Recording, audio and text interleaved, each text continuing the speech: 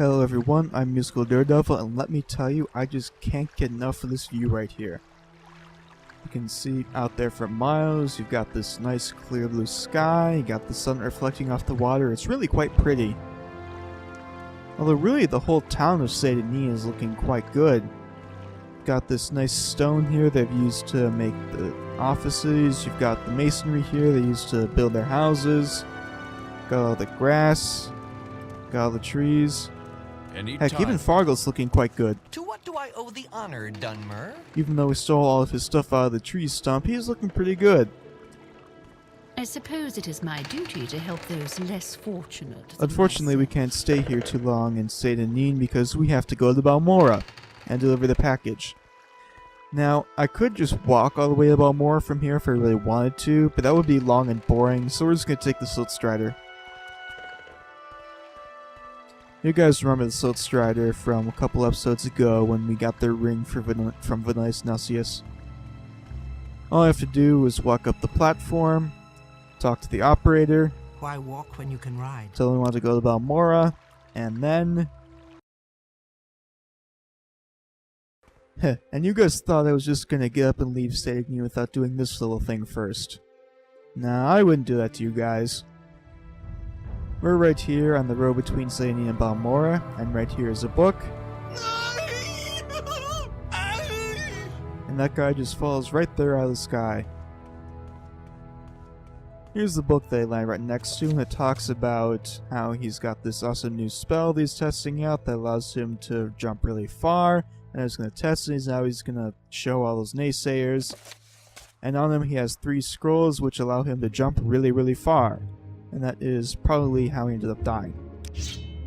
Alright, now that that's taken care of, we can head to Balmora.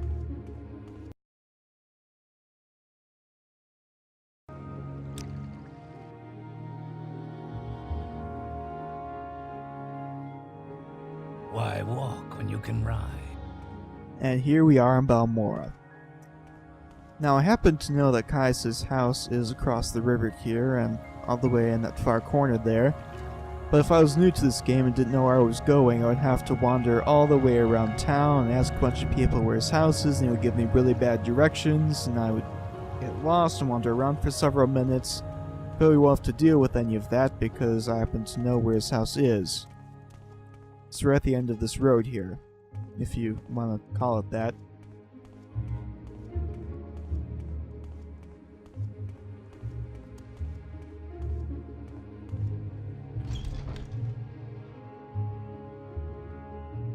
Here's Caius.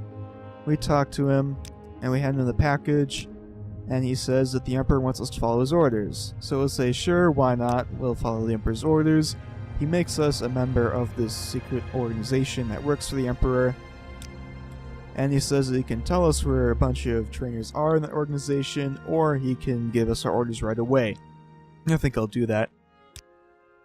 And his orders are, because we look like the new guy around here, we should join up with one of the various factions and become some sort of freelance adventurer, and then he hands us 200 gold and sends us on our way. Now, I'm here in Balmora, and I've started a new character. And because I'm here in Balmora and I've started a new character, there is one obligatory thing I must do. And it is right over here in the Eastern Guard Tower.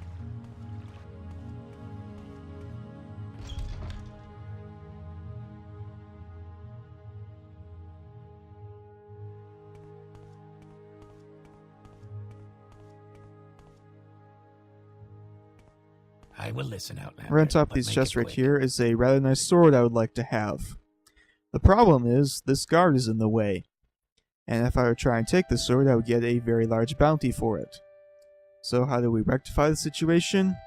Well, all I have to do is stand up here on top of this chest and candle, and put this pillar in the way between myself and the guard.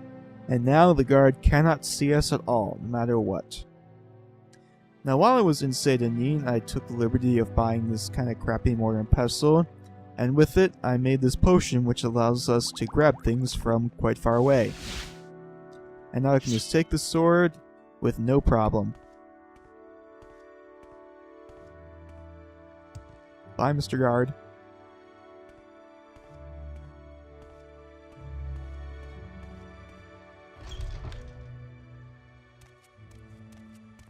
And this sword, it's a rather nice sword for a beginner. Deals about 26 damage in pretty much all ways of attacking. It also has a spell which deals 1 to 10 points of damage whenever you hit someone. What do you want? I will not be using the sword. Now I might be saying, Musical Daredevil, what is this madness? That's a very good sword you're not going to be using. In a few minutes, I'm actually going to be getting a much better sword. Although I have one thing to take care of first. I should also take the time to mention that off camera while I was in Saint Denis, I did a bunch of looting and pillaging of various places nearby, and so altogether, with the gold I acquired there and with the gold Caius gave us, we have almost 3,000 gold. I will listen, Outlander, but make it quick. Speak, traveler. The next place I'm going to head to is the Mages Guild of Balmora. It is right here. Between the last episode and this one, I took the liberty of joining the Mages Guild, and so I have access to all of their services. Yes, Outlander? You guys will be seeing all of the various quests inside the Mages Guild at a later time. For now, we're only interested in 2 things. One of them is this person, who allows us to make spells. One of the things I always do when starting a new game, Morrowind, is to create a fireball spell, and it deals 34 to 40 points of damage for 2 seconds, so that's doubled. Even though it might not seem like a very high number, it's actually a very potent spell. And I'm actually going to be using that spell for the vast majority of the game, and I will also be using it a little bit on the final boss. So that will be our main offensive spell for this game. And the final thing I'm going to do is I'm going to talk to this person who's going to sell us a couple scrolls that we're going to be using. That's what I'm looking for. They unlock certain doors for This us. better be important. Yes, And Outlander. now that those are taken care of, we can go out and get the much better sword. And how do we get that better sword? Well, we do what we did to take care of the tax collector quest to Saint Denis, and we go for a walk right outside the city. And hopefully my frame rate will cooperate. I don't know why it's going so low. And you guys get to see a little bit of the outside scenery. And also that rather nice starry sky. I like that texture, it's a nice one.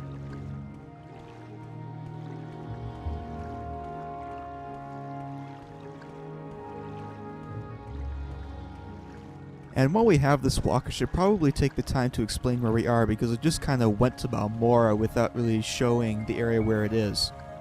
Balmora is located about a third of the way to halfway up the continent in an area called the West Gash region. It's one of the seats of one of the 6 major great houses of Morrowind, House Hlalu. It has 4 major districts. There is Hightown, which is where most of Hlalu does their business. There is all the shops, and then there is the Workers' District, where Caius has his house. And there's also a nearby Imperial Fort, which is kind of counts as a 4th district, even though it's a little bit away. As I mentioned before, Balmora is the seat of one of the major houses, House Hlalu.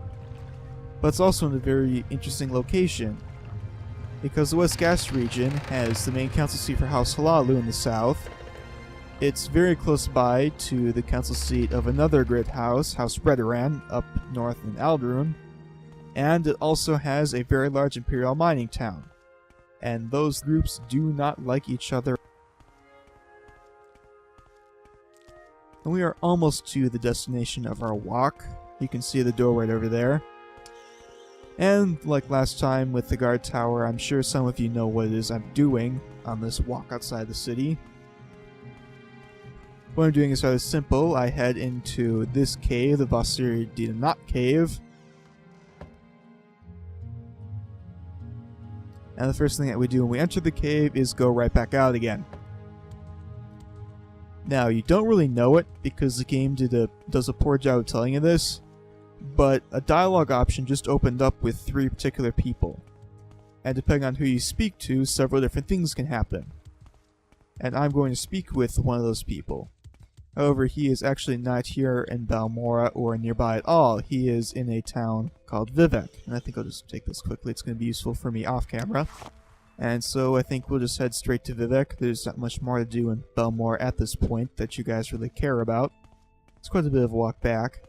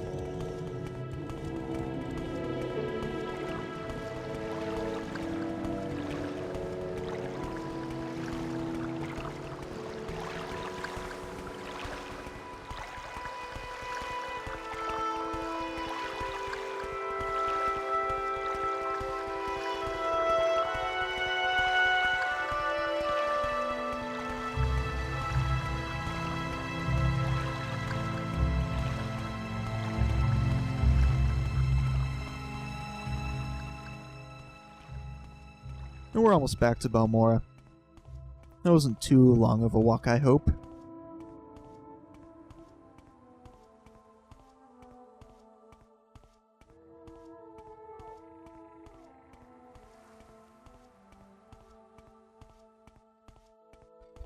Why walk when you can ride?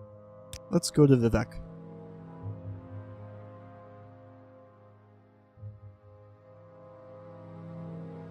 Where would you like to go? And ladies and gentlemen, welcome to the largest city on Vardenfell. This is the city of Vivek. It is the most important city on the island, being the place where the god Vivek is, and a whole bunch of great houses have their own little cantons here. That's what one of these things is, a canton. Although, for the largest city in Vardenfell, it's actually kind of dead. I don't really like the design of it all that much, because the way Bethesda treated the city is they gave it these cantons, and everyone's inside of them, except for all the ordinators, and a few NPCs which are kind of scattered around here. Oh, that bridge right there, that's actually a mod I created. And it's a bridge which links the top part of the Foreign Quarter, which is where we are, to the Redrun Canton, which is where we are now headed. And even though it might not seem that useful, because there's all sorts of spells which can do the same thing for you, I've actually found it pretty useful.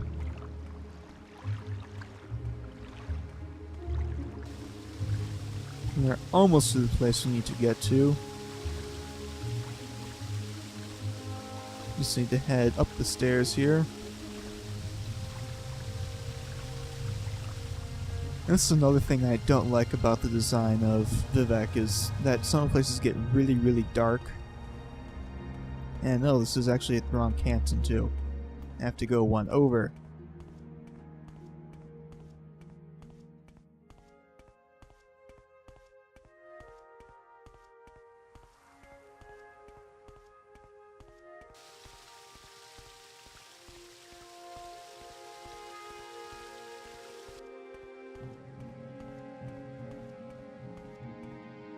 And about the deadness, there are some mods which can fix sort of the deadness of Vivek, make it more open and stuff like that, but I haven't heard great things about them, so I haven't really used them. I've kept Vivek the way it is, just kind of dead. Okay, here we are. St. Olms. And this is the wrong side. And I think this is the wrong way too. Yeah, this is where I want to go at all.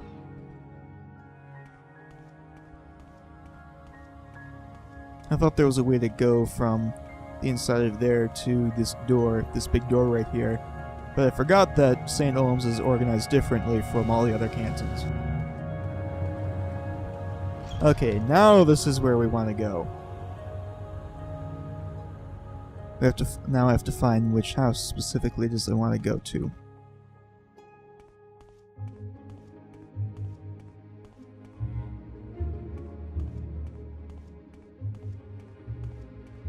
I believe it's that one, though I could be wrong. Yep, this is it.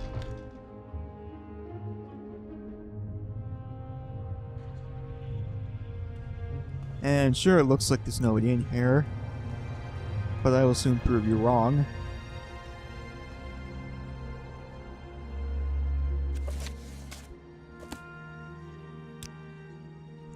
This door is locked, and so all I have to do is use a spell on it. And it looks like my scroll didn't work. That's weird. Okay, that's better.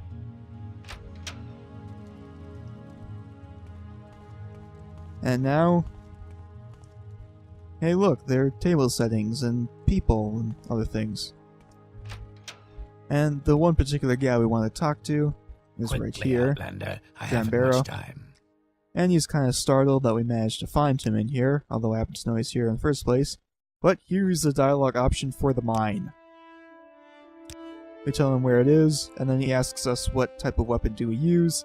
The answer is Longblade, and he gives us a katana.